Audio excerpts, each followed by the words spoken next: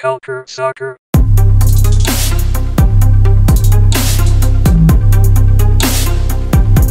Bonsoir, nous voilà de retour pour un nouvel épisode de CS à l'érable, le podcast 100% dédié au football et au soccer canadien, bien évidemment. Quand je dis football, je le dis de manière européenne. Comme d'habitude, un de vos hôtes, Adi Raphaël, qui est très souvent là, même que presque chaque semaine là. Et je suis toujours rejoint par mon compagnon d'aventure, c'est Monsieur Daniel Cameron. Salut Daniel, ça va bien? Et salut Adi, ça va bien, merci. Et toi? Ça va toujours. J'ai juste une question pour toi, Daniel. Là. Est-ce qu'on va avoir une semaine où on n'aura pas genre 75 millions de sujets à présenter à nos auditeurs? Parce que c'est fou, des fois, on doit faire des choix et on se retrouve, merde, est-ce qu'on parle de ça? Mais on n'a pas le temps, ça va être trop long. Et là, on a trop de nouvelles qui arrivent en même temps à vous. Eh bien, effectivement, c'est ahurissant la vitesse à laquelle les informations rentrent là. Ouais, c'est vraiment fou. Hein? On a des nouvelles à droite et à gauche, des événements à droite et à gauche, et on va en parler de ces événements-là, parce qu'il y en a eu plusieurs la semaine passée du côté du soccer canadien, vraiment des événements. C'est sûr, il y en a de plus grosse envergure que d'autres, mais bref, ça bouge au Canada, au côté semi-professionnel, au côté universitaire, au côté professionnel, ça bouge de partout, et c'est ça qui est extraordinaire. Ça veut dire que le sport commence à vraiment bouger de plus en plus, continue à bouger, à évoluer au Canada, avec tout ce qui est en train de se passer dernièrement. Bref, très excitant pour nous, très excitant pour vous et très excitant pour tous ceux qui veulent faire partie de l'aventure. La première chose pour faire partie de l'aventure, écoutez CS à l'érable pour vous garder à jour surtout. On va commencer en premier. J'aimerais juste confirmer une chose. On en a parlé lors du dernier épisode de CS à l'érable. On va juste en parler brièvement parce que effectivement, on en avait parlé. C'était encore une rumeur à ce stade-là. Même que c'était pas une rumeur sortie de nulle part. Il y avait déjà 2-3 médias qui avaient confirmé que, en fait, le Fury d'Ottawa cessait ses activités. Je sais qu'on avait notre invité Tristan D'Amour la semaine passée. C'était très... on a déjà parlé de ça en long et en large. Finalement, c'était sans surprise, hein, Daniel? Oui, on s'y attendait un peu. C'est sûr qu'ils ont, c'est pour ceux qui ont écouté la conférence de presse, mais ils n'ont pas fermé la porte à revenir en 2020. Ils n'ont pas en 2021, pardon, ils n'ont pas fermé la porte à transférer l'équipe dans une ville américaine. Moi, j'ai hâte de voir ce qui va se passer les prochains mois, voire les prochaines années à ce rythme-là. Ouais, exactement. En tout cas, ça a l'air qu'aux dernières rumeurs, ils cherchaient à trouver un moyen de se relocaliser aux États-Unis. Parce que, ils ont trouvé que le Canada, ça sert plus à rien. Bref, en tout cas, très décevant, très, très décevant, sachant que c'est un groupe qui a déjà qui a déjà 2 équipes sportives canadiennes à Ottawa. C'est vraiment très surprenant. Après, on connaît pas ce qui s'est passé en coulisses. On sait pas qui a raison. Je suis pas en train de prendre parti à 100% avec quelqu'un. C'est juste que des informations que moi j'ai et que j'ai lues sans avoir vraiment des rumeurs dans les coulisses ou quoi que ce soit. Juste en voyant ce qui est sorti dans la presse, je comprends pas la décision d'Ottawa. Après, comme j'ai dit, il y a plein de choses dans lesquelles je suis pas au courant et donc je peux pas trop m'avancer sur ça. Par contre, comme l'avait dit Tristan D'Amour là, de notre dernier épisode, je suis vraiment désolé pour tous les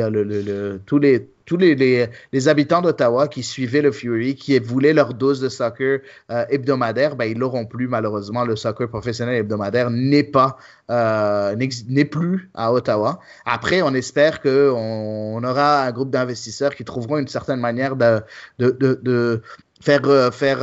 monter une équipe un peu à zéro dans cette ville-là qui mérite d'avoir une ville, la capitale canadienne mérite d'avoir sa propre équipe de soccer au sein de la Première Ligue canadienne, n'est-ce pas, Daniel?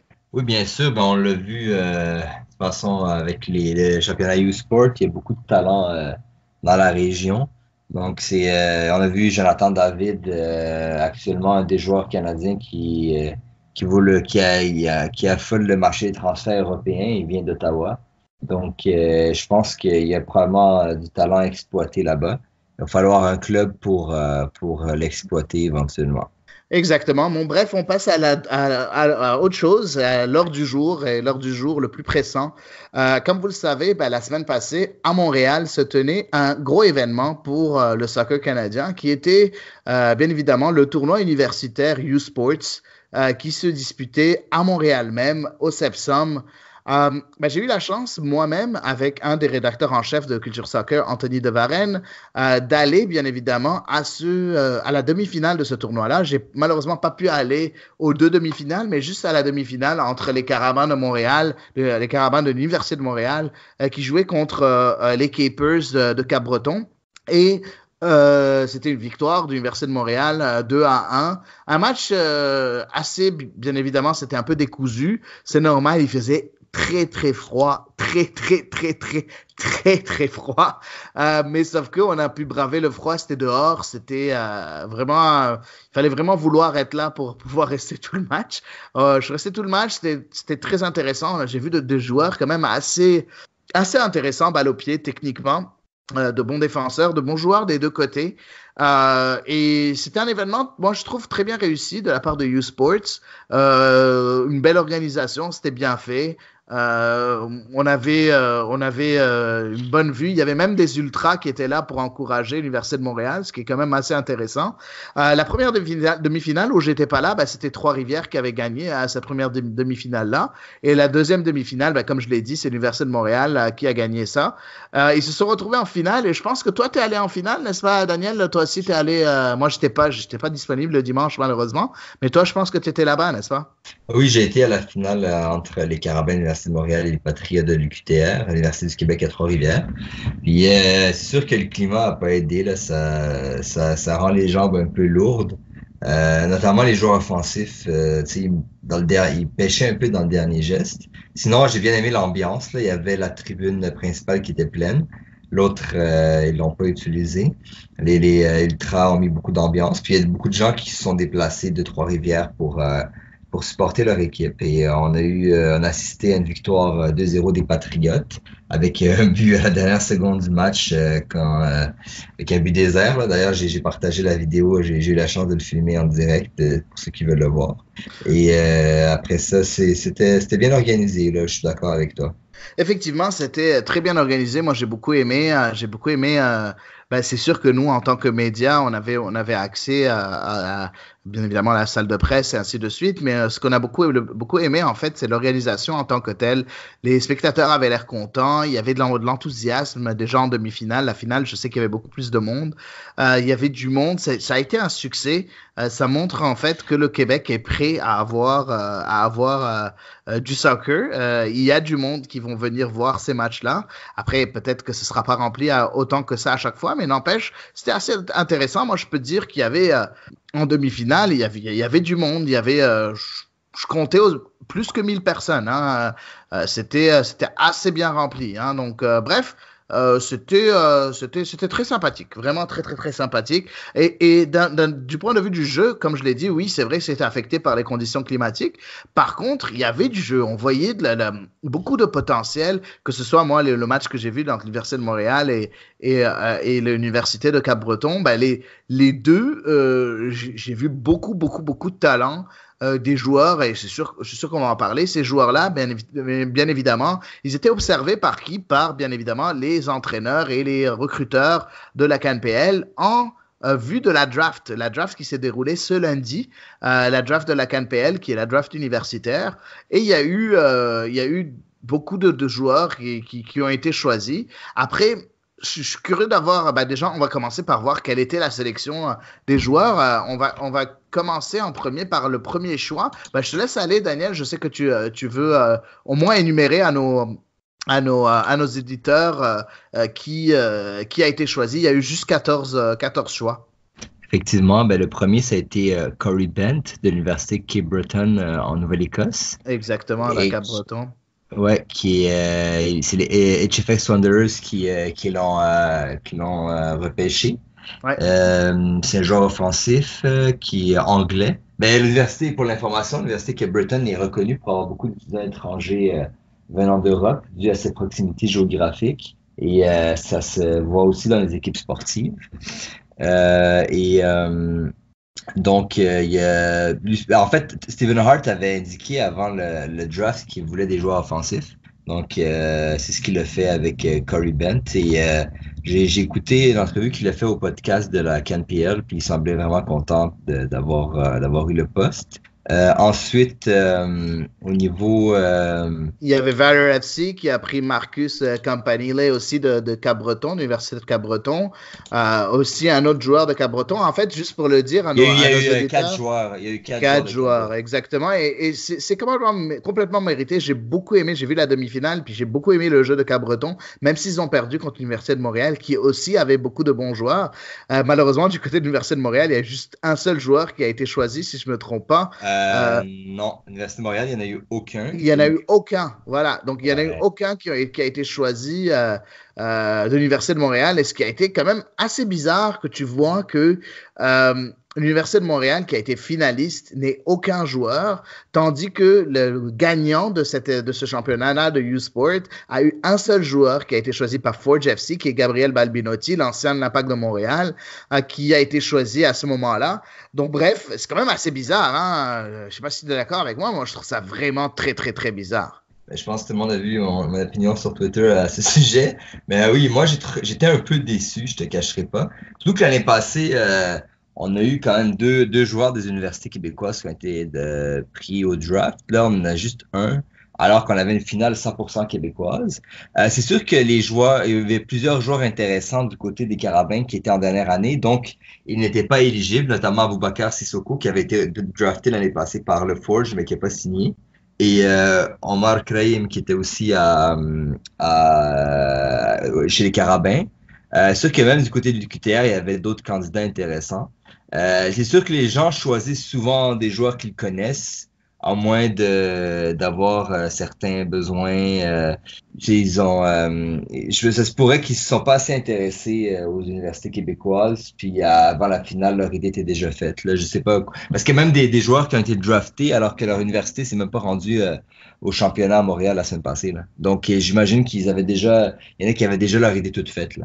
Effectivement, en fait, j'ai lu et j'ai entendu dans un podcast, je ne me rappelle plus lequel, qu'en fait, il y avait du recrutement un peu régional, ce qui fait que souvent des équipes, par exemple, Halifax Wanderers, qui a choisi quelqu'un de Cap-Breton qui est dans la même province en Nouvelle-Écosse, ça prouve qu'effectivement, il y a eu un scouting qui a été fait. Bon, Corey Bent était un très bon joueur, c'est lui qui a été premier. Mais bon, bref, on a souvent vu ça. On a vu, par exemple, York Nine qui a pris un joueur aussi qui vient d'une université ontarienne. Bref, donc, on sent qu'il y a eu, par exemple, Edmonton qui a pris un joueur d'une université albertaine. Mais Edmonton, ça fait 2 années de suite qu'ils ne prennent que du monde de University of Alberta. Et cette année, je ne sais pas si tu étais au courant, mais les 2 joueurs que le FC Edmonton a repêchés sont déjà membres de l'académie du FC Edmonton. OK.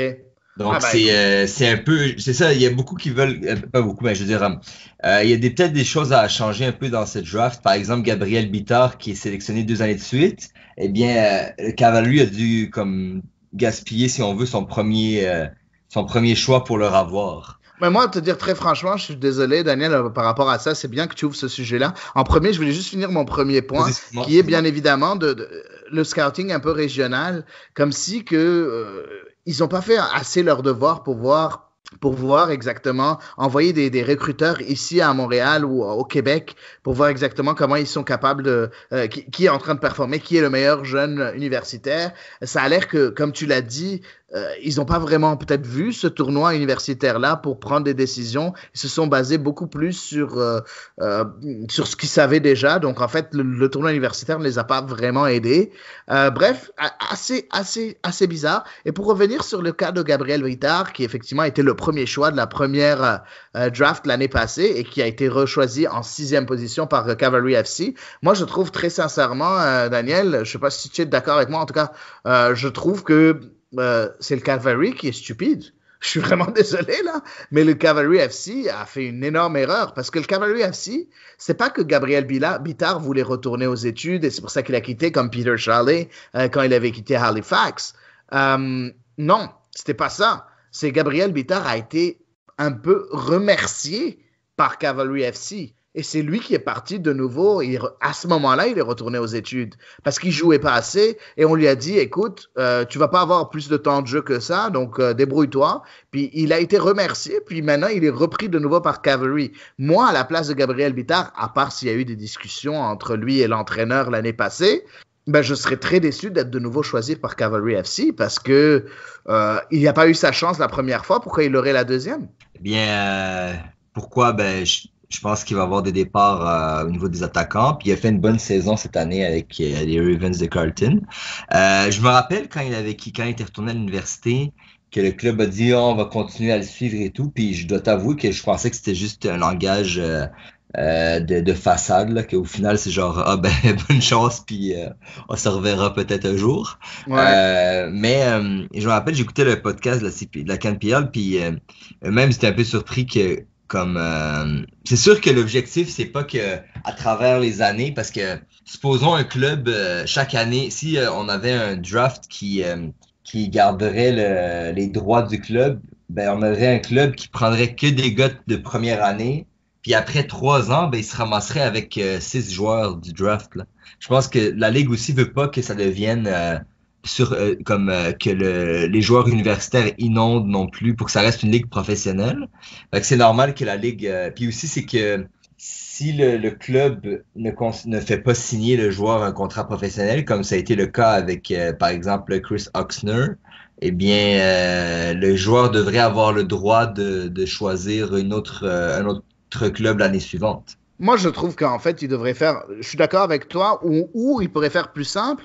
Ben écoute, tu as relâché ce joueur-là, dépendamment de comment ça s'est terminé, leur histoire. Si c'est le joueur qui a décidé de partir, c'est quelque chose. Mais si c'est le club qui a dit, ben écoute, mon cher ami, j'ai pas besoin de toi, va-t'en, ben je pense que le club devrait être interdit de le recruter l'année suivante. Parce que pour l'avenir de ce joueur-là, parce que bon, le joueur, c'est sûr qu'il y a dû y avoir des tractations aussi dans les coulisses entre l'entraîneur Wheeldon Jr. avec Gabriel Bittard pour lui dire écoute, je vais te rechoisir, est-ce que c'est correct? J'espère bien qu'il y a eu le joueur ait eu son mot à dire, mais au cas où il n'a pas eu son mot à dire, c'est vraiment poche. C'est vraiment poche pour lui et son avenir en tant que joueur professionnel. Après, bien évidemment, peut-être qu'il a des garanties de la part de Cavalry FC à un certain nombre de matchs, un minimum à jouer.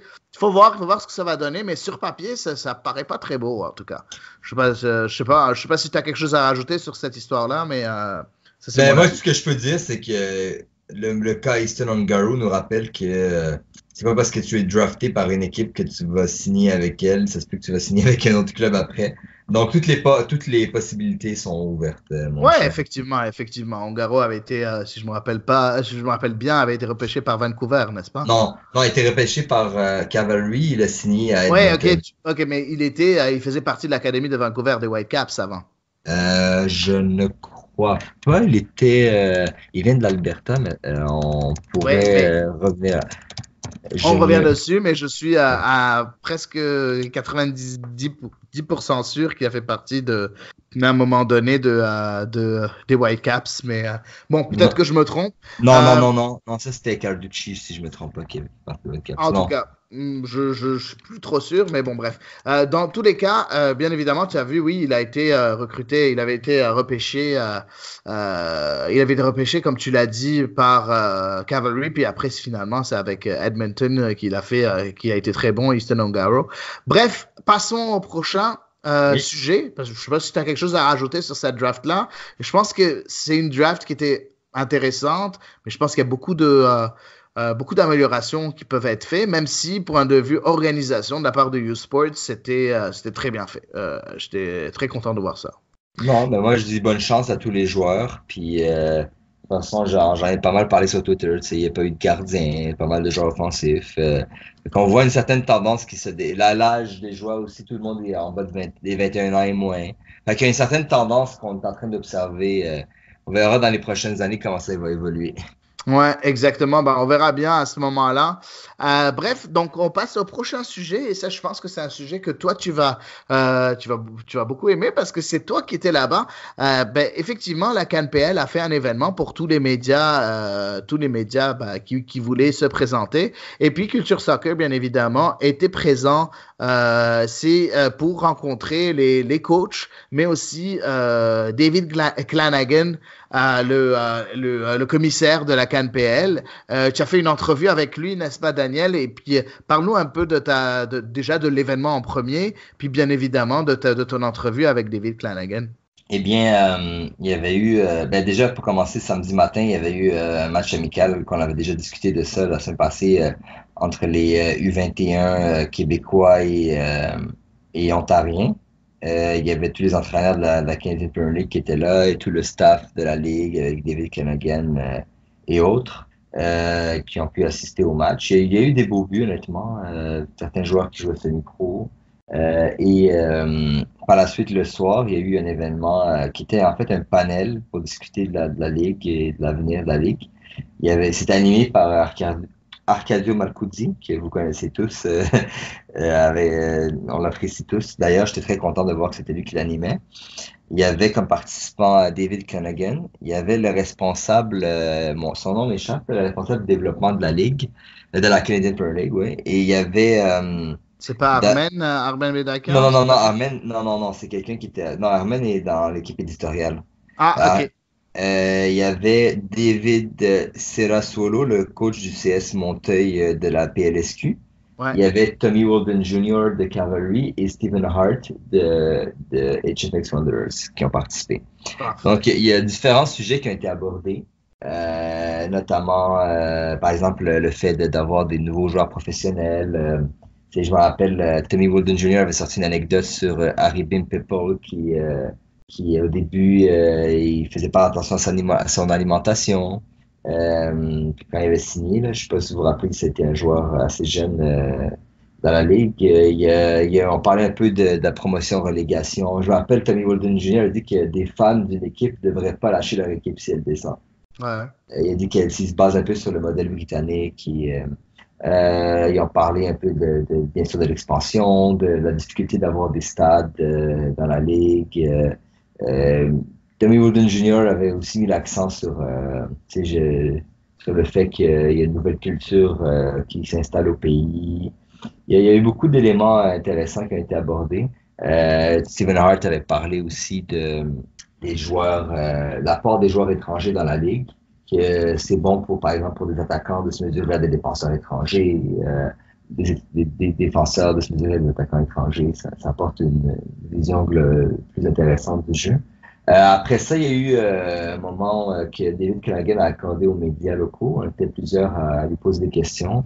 Bien sûr, on lui a parlé du cas du Québec et il semble vraiment tenir à cœur d'avoir une équipe au Québec. Il a même dit qu'ils ne seront jamais heureux tant qu'il n'y aura pas d'équipe au Québec. Par rapport à la PLSQ, il indique qu'ils sont en train de développer des bonnes relations avec la Fédération de soccer du Québec, qui s'appelle maintenant Soccer Québec d'ailleurs. Et qu'il y a des choses qui arrivent à ce niveau-là parce que ils ont acquis la Ligue ontarienne. Et du côté québécois, ben, ils vont voir quelle stratégie adopter par rapport au marché québécois, autant professionnel que semi-professionnel. Il avait parlé de la difficulté aussi des stades. Ça, c'est quelque chose qui est récurrent, malheureusement, là. Par exemple, il avait parlé que le Sepsum, c'était un stade intéressant, que l'Université Laval à Québec aussi avait un stade, mais le problème des deux, c'est les lignes de football qui sont permanentes. Il a parlé de beaucoup de sujets intéressants sur le marché international, sur le format de la ligue. Honnêtement, j'apprécie beaucoup cette proximité qu'on a au Canada. J'espère que ça va rester, que même si la ligue prend de l'ampleur et qu'il y a plus de marché, que ça devienne une ligue peut-être qui pourra se comparer aux autres ligues sportives nord-américaines, qu'on garde un peu cette proximité-là. D'ailleurs, petit scoop, il y a un article qui s'en vient bientôt là-dessus, où vous en saurez davantage. Mais sur l'ensemble, j'ai vu que M. Cragen était ouvert à beaucoup de choses, notamment le calendrier. Il dit que pour l'instant, ça risque de rester la même chose parce que la finale en aller-retour, je trouvais que c'était intéressant, que ça permet à tout le monde d'assister. Mais par contre, est-ce qu'il a parlé, je suis curieux parce que j'aimerais avoir ton avis, est-ce qu'il a parlé par exemple du fait qu'il y a le championnat de printemps et le championnat d'automne, est-ce que ça pourrait changer ou il n'a pas parlé de ça? Il n'a pas parlé de ça, il a parlé du format dans l'ensemble, que il espère que ça va rester le même en aller-retour. Après ça, il est ouvert à ce que le fait quand il y aura plus d'équipes et aussi selon les demandes du public, parce qu'il a fait le parallèle d'ailleurs avec la MLS qui a changé le format cette année, qui ça a rendu les matchs que ça semble être populaire auprès du public. C'est important que la Ligue s'adapte aux besoins du public. Il a fait aussi le parallèle entre les matchs aller-retour et la finale maintenant des Coupes d'Europe qui se joue en terrain neutre. Il a fait le parallèle avec le Super Bowl. Puis il trouve que c'est dommage parce que souvent ces finales-là se jouent à guichet fermé et il y a beaucoup de fans qui n'ont pas l'occasion d'assister. Par rapport au Draft U Sport, il est très fier de ce qui a été fait actuellement, d'offrir la possibilité aux joueurs d'être éligibles encore pour le sport universitaire, tout en goûtant au sport professionnel. Je trouve que c'est une dynamique qui est intéressante et que ça pourrait inspirer d'autres sports. Ce que j'ai apprécié beaucoup, c'est qu'il profite de l'occasion que ce soit une nouvelle ligue pour essayer des choses. Par exemple, la finale, le format avec une saison automne-hiver et une finale aller-retour, ben, c'est quelque chose qui est un peu un hybride de ce qu'on est habitué. C'est un peu un hybride entre les playoffs et la table, le format d'un championnat unique en aller-retour sans playoff à la fin. C'est vraiment... et par rapport à Ottawa, bien sûr, il en a parlé un peu. T'es un peu déçu de comment ça a tourné. Il disait qu'il avait un peu l'impression que, avec du recul, avec les questions que leurs interlocuteurs posaient, qu'ils avaient déjà leur idée était faite avant même les rencontres, que les offres que la Ligue était prête à leur faire, ben, ils considéraient qu'elle était suffisante. Il avait dit on leur a offert la lune et les étoiles et c'était pas assez. Donc, de toute façon, là, je pense que c'est le temps pour la Ligue de faire un peu le deuil de ça et de peut-être installer une équipe, trouver d'autres groupes pour Ottawa. Mais dans l'ensemble, j'ai apprécié beaucoup et je vous inviterai à lire l'article là, qui s'en vient par rapport à ça. Là, je sais que j'ai des fortes chances des forts doutes que vous allez apprécier. Ouais, effectivement, ça va être très intéressant. Moi, j'ai eu la chance, vu que, voilà, j'ai eu la chance de le lire. Puis je peux vous dire, c'est vraiment très, très intéressant. Un très bon travail de la part de Daniel sur cet article-là. Bien évidemment, pour ceux qui l'avaient pas compris, c'est bien Daniel qui l'a écrit, vu que c'est lui qui était là-bas. Donc, une entrevue très intéressante. Moi, j'aime bien ce gars-là. J'aime bien David Flanagan. Flanagan, pardon. J'aime ce qu'il montre. J'aime ce qu'il dégage. Je trouve que il a la tête sur les épaules. Il en dit pas trop. Il en dit pas trop peu. J'aime ce qu'il fait.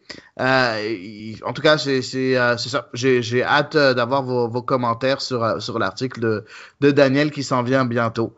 Mais à propos de ça, moi, en plus de tout ça, c'est que la CanPL, elle montre par ces événements-là faits au Québec que elle veut avoir une équipe au Québec encore plus que juste le dire. Tu sais, juste le dire, ça aurait été très simple de juste le dire comme ça. Mais là, elles font leur draft ici, ils font des événements ici, ils font tout pour que ça arrive et pour qu'il y ait une équipe au Québec. Est-ce que tu sens toi aussi que c'est pas juste des paroles jetées en l'air, hein? Ils veulent vraiment s'installer ici? Ben moi, je pense que oui, là, comme il l'avait dit, David Flanagan,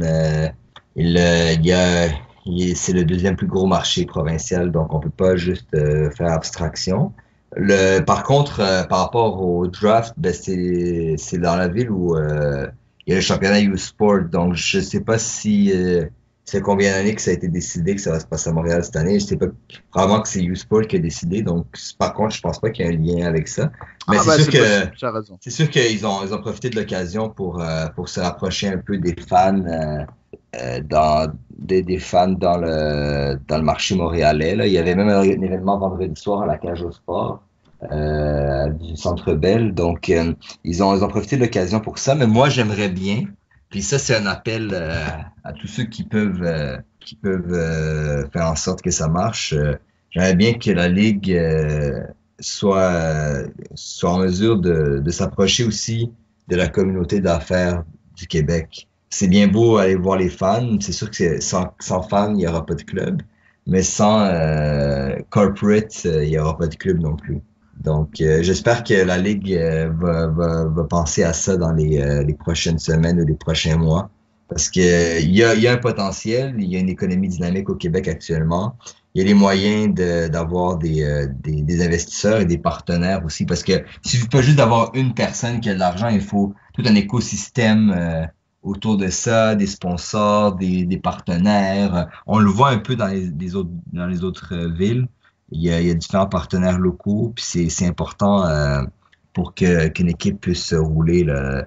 On veut pas devenir non plus comme certaines ligues du Moyen-Orient ou le championnat chinois. On veut pas juste devenir avec un mécène qui investit beaucoup d'argent. On veut que la communauté dans dans son entièreté s'implique. Effectivement, en tout cas, on verra bien de ce point de vue-là. Et en parlant de communauté qui doit s'impliquer, j'ai hâte à demain. Aujourd'hui, on est le 14 novembre. On est jeudi le 14 novembre. Il est 7h40 maintenant en date de là. Et puis moi, sérieusement, je suis déjà en mode Team Canada. Je suis déjà en mode Coupe du Monde 2022. Je suis déjà en mode j'ai envie de savourer le match de demain où l'équipe nationale canadienne va se déplacer à Orlando pour rencontrer l'équipe nationale américaine. On se rappelle que l'équipe nationale, on parle bien évidemment des équipes nationales masculines, et on se rappelle qu'effectivement, le Canada avait battu cette équipe nationale américaine lors du dernier match. Un match qui s'est déroulé bien évidemment à Toronto au BMO Field, et en s'imposant sur le score de 2-0, ben, le Canada a créé une sorte d'exploit parce que c'était la première fois qu'on s'imposait depuis, si je ne me trompe pas, 34 ans. Donc, c'était très beau. On en avait parlé, bien évidemment, sur CS à l'érable. On en avait parlé avec je me rappelle plus c'était qui était notre invité. En tout cas, c'était très intéressant. Je pense que c'était Éric Chenois. Oui, si je ne me trompe pas. Oui, c'était Éric Chenois avec qui on en avait parlé. C'était très intéressant. Est-ce que le Canada, ben, déjà en premier, non, en premier, tu sais quoi, on va commencer à parler des équipes qui seront là. D'accord? Commençons déjà par l'équipe Canada, par les joueurs qui ont été sélectionnés par le sélectionneur anglais John Herdman. Est-ce que pour toi, il y a des joueurs qui sortent du lot? Est-ce qu'il y a des joueurs qui te surprennent? Est-ce qu'il y a des joueurs, tu aurais aimé voir d'autres joueurs à la place de certains joueurs? Bref, qu'est-ce que tu en penses, toi, Daniel? Ben, dans l'ensemble, tu sais, comme on dit, on change pas une formule gagnante.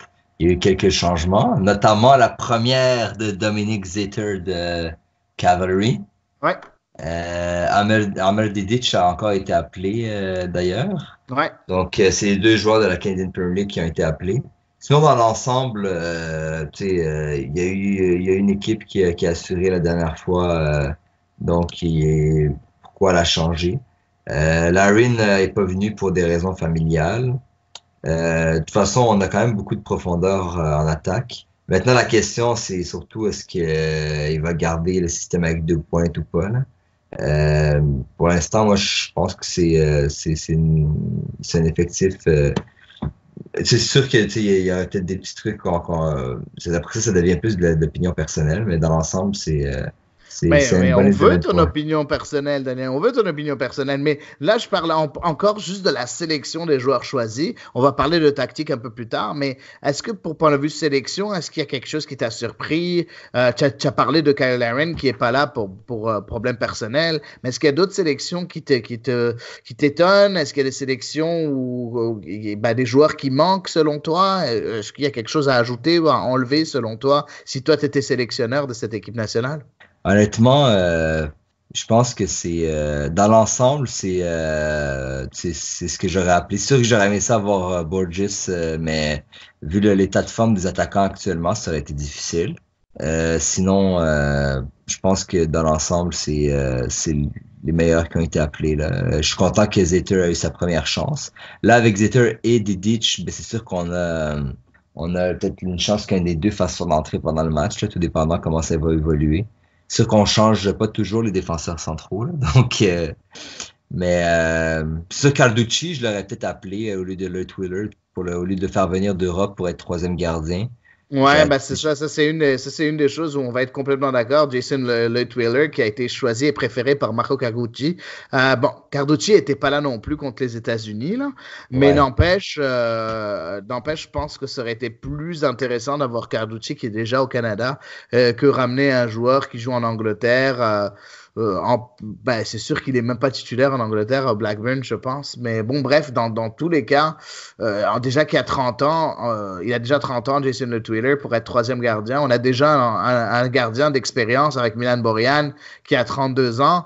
Est-ce que ça valait vraiment la peine d'amener un autre joueur d'expérience ou est-ce que ça aurait valu la peine d'avoir un jeune de 23 ans comme Marco Carducci qui a été élu meilleur gardien de la CNPL cette année? Pour moi, le choix se discute. Pas encore, les awards sont, les trophées Par sont nous, en... par nous, Ah par oui, nous. bien sûr, oui, oui. Ouais, bien sûr, oui. J'ai oublié de préciser par nous. Mais effectivement, par nous, si jamais vous n'avez pas lu, on a fait un article sur les trophées de la CNPL et ce qu'on aimerait voir dans ces trophées-là. Nos choix à nous, les gens de Culture Soccer à l'érable et aussi, bien évidemment, Alex Rupert, qui est aussi un de nos rédacteurs CNPL. Donc, on était trois, Daniel Cameron, moi-même et Alex Rupert. Mais je vous conseille d'aller le lire si vous n'avez pas eu la chance de le lire. Moi, il y a d'autres choix que je trouve assez forts. Ok, je vais t'en parler un peu plus.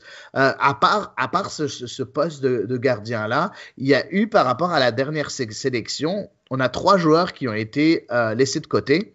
On a Juan Cordova, qui est le deuxième latéral droit, a été laissé de côté et il a été remplacé, comme tu l'as dit, par Dominique Zator. C'est sûr que Zator est beaucoup plus défenseur central, mais il est capable de dépanner à droite. On l'a vu de temps en temps. Ben, il joue déjà défenseur central, mais de la droite parce que Calgary jouait avec trois défenseurs centraux, donc il jouait à droite d'habitude. Zator, si je me trompe pas, n'est-ce pas, Daniel?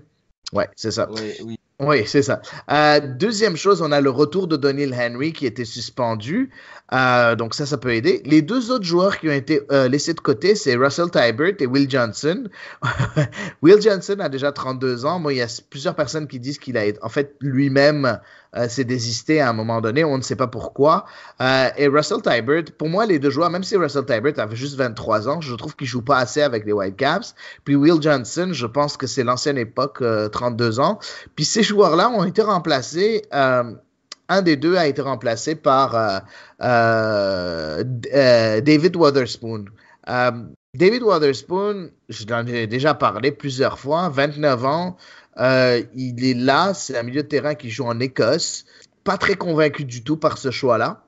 J'aurais pu choisir d'autres personnes au milieu de terrain. Il peut y avoir plein de joueurs qui auraient pu être choisis à sa place. Je pense peut-être à Verhoeven de Pacific FC, même s'il est jeune, même s'il n'aurait pas joué, mais au moins il se serait incorporé un peu plus au collectif en tant que tel, en tant que 23e joueur ou quoi que ce soit. Ou bien même je suis sûr qu'il y en avait d'autres, des joueurs qui auraient pu avoir cette place-là, des joueurs en CanPL, au milieu de terrain. On a déjà parlé de, par exemple, Louis Belanguet, c'est un peu difficile, mais il y a aussi Kyle Becker qui a très bien fait avec Forge FC, qui je pense a plus sa place que Wotherspoon, mais ça c'est mon point de vue à moi. Mais pour moi, Wotherspoon, ce qui est intéressant pour John Herdman, c'est qu'il est capable de jouer dans plusieurs positions. Il est capable de jouer en tant que défenseur droit, il est capable de jouer en tant que défenseur, milieu défensif, mais aussi capable de jouer en tant que milieu relayeur. Et je pense que c'est la raison pourquoi il a été choisi. Et puis, autre chose, tu l'as dit, Kyle Larin a été remplacé, pas vraiment, mais il n'a pas été remplacé en fait. Kyle Larin, on a eu Liam Miller qui avait été laissé de côté à un moment donné, puis qui est revenu, il a juste 20 ans, il joue aussi en Écosse. 3 joueurs qui jouent en Écosse dans cette équipe, dans cette sélection-là. Donc bref, quelques changements, rien d'énorme. Les gros joueurs sont là. On a Samuel Piet, on a Scott Arfield, on a Junior Hoylett, Alphonso Davies, Jonathan David, Lucas Cavallini. Les gros joueurs, Milan Borjan, ils sont tous là. Donc ça, c'est une très très bonne chose. Commençons déjà par qu'est-ce que tu penses va se passer, toi, Daniel, durant ce match-là?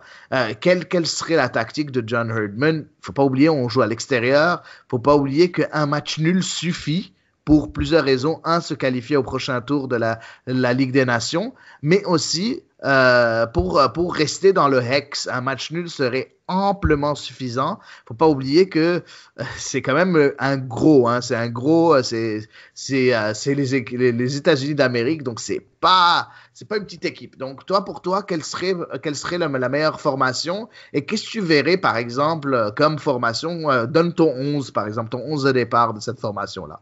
Bien, moi, je pense que garder à peu près la même tactique de départ que la dernière fois, là, avec un 4-4-2, avec... c'est sûr que j'aurais aimé ça voir Cavallini partant, là, mais je trouve que David et Davis, ensemble, ont assuré le dernier match. Donc, ce serait difficile de les enlever. Honnêtement, la tactique de la dernière fois avec Borjan dans les buts...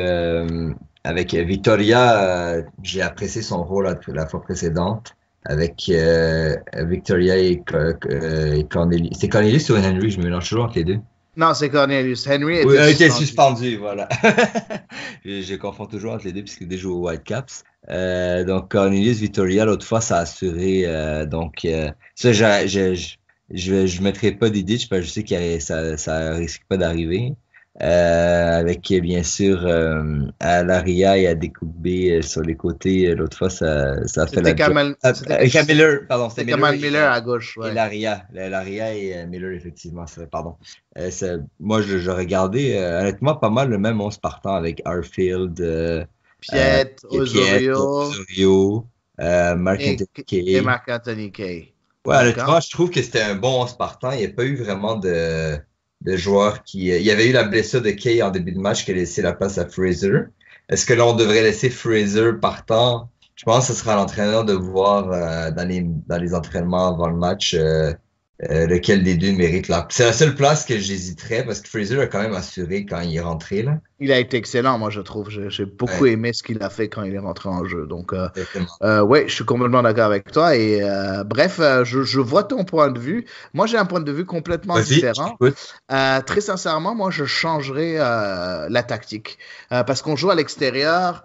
Un 4-4-2, oui, c'était intéressant parce que effectivement, les défenseurs centraux de l'équipe nationale des États-Unis ne sont pas très rapides, donc ils ont pu vraiment jouer avec ça, les deux flèches, Davies et David.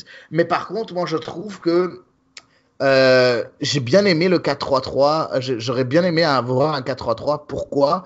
Parce que je pense qu'il faut être un peu plus défensif, mettre 2 joueurs aussi offensifs devant. Quand tu joues à Orlando, il va y avoir, je pense qu'il va y avoir une bonne foule. Moi, j'aurais un peu peur pour une équipe qui est un peu pas trop encore habituée à ce genre de match-là à l'extérieur. Et moi, je reviendrai avec un 4-3-3. Ce sera vraiment un 4-3-3 hybride qui pourra se transformer en 4-2-3-1. Je vais m'expliquer.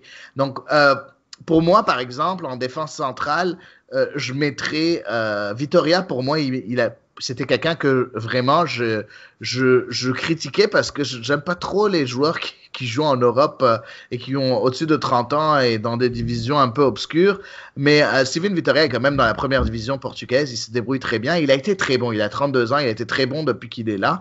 Moi, je verrais bien une charnière Vitória-Henry ou même la charnière Vitória-Cornelius, une des deux, avec Kamal Miller à gauche. Pourquoi? Parce que j'aime le fait qu'il soit très défensif, Kamal Miller. Il ne faut pas oublier que c'est un défenseur central de formation. Tandis que si jamais tu mets à Découpé, il est beaucoup plus offensif.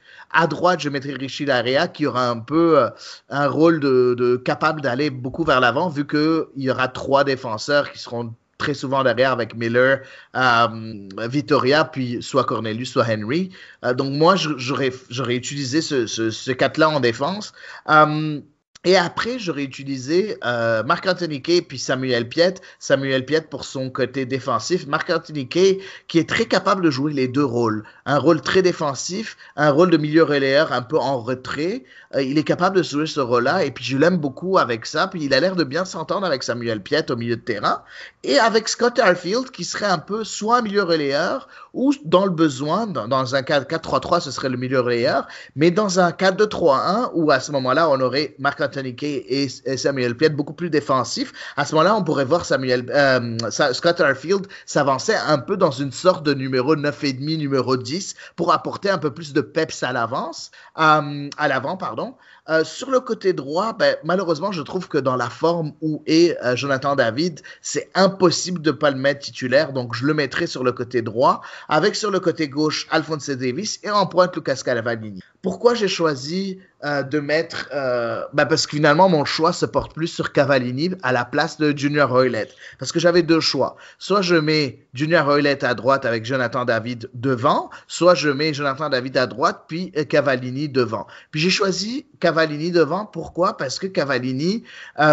n'est pas lent, c'est pas quelqu'un qui est très rapide comme Davies et David, mais il est capable de tenir le ballon, il est très fort physiquement, il est capable de tenir le ballon et de donner une passe un peu en retrait pour un milieu et qui pourront lancer à ce moment-là les deux flèches qui sont Davies et Jonathan David. Donc il va pouvoir permettre au bloc de se rapprocher un peu plus en cas de contre-attaque, puis permettre aux deux flèches qui sont Davies et David d'aller dans le dos des défenseurs. Je trouve que c'est beaucoup plus dangereux ce système-là quand on joue en contre-attaque, contrairement que quand on jouait ici au Canada, on jouait un peu moins en contre-attaque, même si c'était le but de jouer en contre-attaque, mais on jouait un peu moins en contre-attaque que ce qu'on va faire aux États-Unis. Ça, c'est ma façon de voir la chose. Un 4-3-3 hybride qui peut se transformer en 4-2-3-1 au besoin, c'est la chose qui m'intéresserait.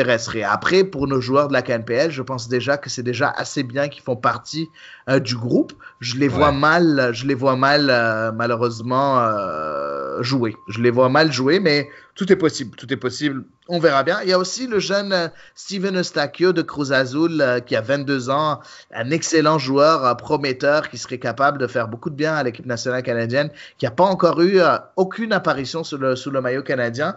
Ça ne m'étonnerait pas que si jamais toutes les conditions s'est réunies de le voir faire ses débuts contre les États-Unis, ça ne m'étonnerait pas du tout. Qu'est-ce que tu en penses, toi, de ce système tactique-là? Je trouve que ton point se défend bien. Après, qu'est-ce qu'il va faire Herdman? Je ne sais pas ce qu'il va décider de reconduire après le même système ou est-ce qu'il va décider d'avoir une tactique plus défensive. Pour Eustachio aussi, moi honnêtement, je l'ai jamais vu jouer. Là. Je suis curieux de voir... de le voir à l'œuvre, là, ce serait bien qu'il rentre. Puis les joueurs de CanPL, c'est sûr qu'il y a Didic ou Zeter. Zeter, en fait, il avait joué une bonne partie de la saison défenseur central dans un 4-4-2. Puis en fin de saison, il a commencé à plus jouer à droite. Mais là, il a été appelé à droite puisque c'est là qu'il y a un besoin. Là. Donc, est-ce qu'un des deux va rentrer? Ça va dépendre du cours du match, puis des blessures, puis des cartons.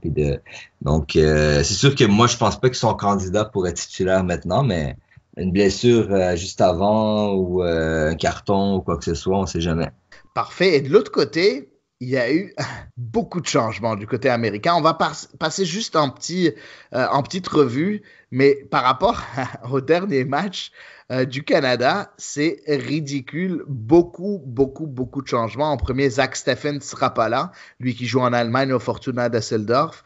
J'ai pas vu pourquoi. C'est pas quelque chose qui m'intéresse de savoir pourquoi, parce que je suis plus canadien qu'américain, mais je sais qu'il sera pas là. Le gardien titulaire va se jouer entre Brad Guzan, Sean Johnson et Matt Turner, les trois gardiens de la MLS.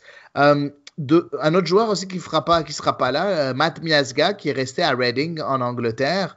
C'est quand même assez intéressant, mais il a été remplacé par qui? Par John Brooks. John Brooks, qui est un défenseur qui joue en Allemagne, qui est très très bon avec Wolfsburg, qui était... Je sais pas pourquoi il n'était pas appelé dernièrement, mais je le trouve de loin meilleur que Matt Miazga. Mais aussi, tu as Michael Bradley, qui, il paraît, est blessé, qui ne sera pas là non plus. On a José Altidore, qui ne sera pas là non plus. Donc, ça fait quand même beaucoup de joueurs qui manquent à l'appel du côté des États-Unis. N'empêche, et le plus important, Christian Pulisic, qui sera pas là non plus, qui a été malheureusement déclaré forfait, Christian Pulisic, pour ce match-là, le joueur de Chelsea.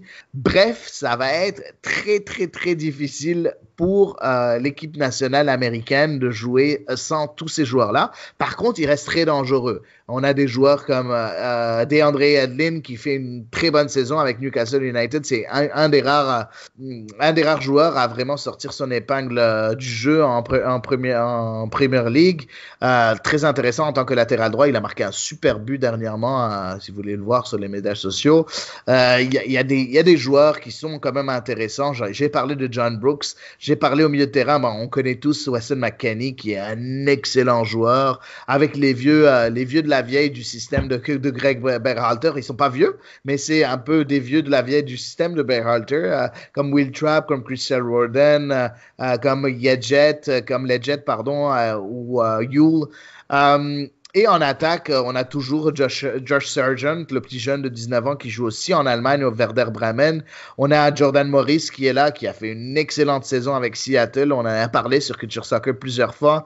Christian Roldan aussi au milieu de terrain, bien évidemment, chez Seattle. Bref, Paul Arriola qui a fait beaucoup de mal, bien évidemment, en Gold Cup, qui a fait une excellente Gold Cup, qui était là très souvent. Tyler Boyd aussi, qui a été très bon en World Cup. Donc bref, Gold Cup, pardon. Ça va être très intéressant de voir si cette équipe-là des États-Unis, qui a trop longtemps, qui s'est reposée sur le talent de Bradley et de Altidore et de cette génération-là, s'ils vont être capables de surmonter cette génération-là et être bons. En tout cas, un match pas facile du tout pour le Canada. Juste pour la forme, Daniel, un pronostic? Eh bien, moi, je dirais 1-1. Wow, télépathie, je dis la même chose. Moi aussi, je dis 1-1. C'est mon avis par rapport à ça. Est-ce que je pense que moi, j'ai plus rien à ajouter sur ce match-là. En tout cas, ça va être très excitant de regarder ce match-là. Il se joue demain, donc heure de l'Est, si je me trompe pas, à 7h. Heure de l'Est à 7h, c'est ça, si je me trompe pas, n'est-ce pas? Oui, 7h heure de l'Est. Ouais. C'est ça. Donc, il sera demain 7h à heure de l'Est. Il est disponible sur plusieurs canaux, sur onesoccer.ca. Il sera disponible un peu partout. C'est très intéressant. Vous pouvez tous le voir. En tout cas, j'ai hâte de voir si le Canada va pouvoir faire cet exploit-là de rester devant les États-Unis dans ce groupe-là. Bien, je crois que c'est très possible. C'est le moment de montrer qu'on est capable de faire des bons matchs à domicile et à l'extérieur. Et juste par rapport à l'équipe américaine, moi je me dis que s'ils sont capables de faire un bon match sans Bradley, c'est peut-être la fin d'une époque. On verra bien. En tout cas, j'ai hâte de voir ce qui va se passer. Je ne sais pas si tu as quelque chose à rajouter, mon cher Daniel. Moi, de mon côté, je pense que c'est complet. Un épisode bien fourni du côté de CS à l'érable. C'est sûr, on sera là comme d'habitude à chaque semaine pour vous parler de soccer canadien. Quelque chose à ajouter, mon cher Daniel? Non, moi je vous dis, suivez-nous. Il y a beaucoup de choses qui s'en viennent. Parfait, excellent. Ben écoute, merci tous les auditeurs de continuer à nous écouter, partagez notre contenu, parlez de nous, posez-nous des questions si vous en avez, on est toujours là pour répondre à vos questions. Merci encore pour tout et à la semaine prochaine. Merci mon cher Daniel de t'être rendu disponible encore une fois et à la semaine prochaine sur CS à l'érable. Entre-temps, lisez-nous sur Culture Soccer. Merci encore, à bientôt.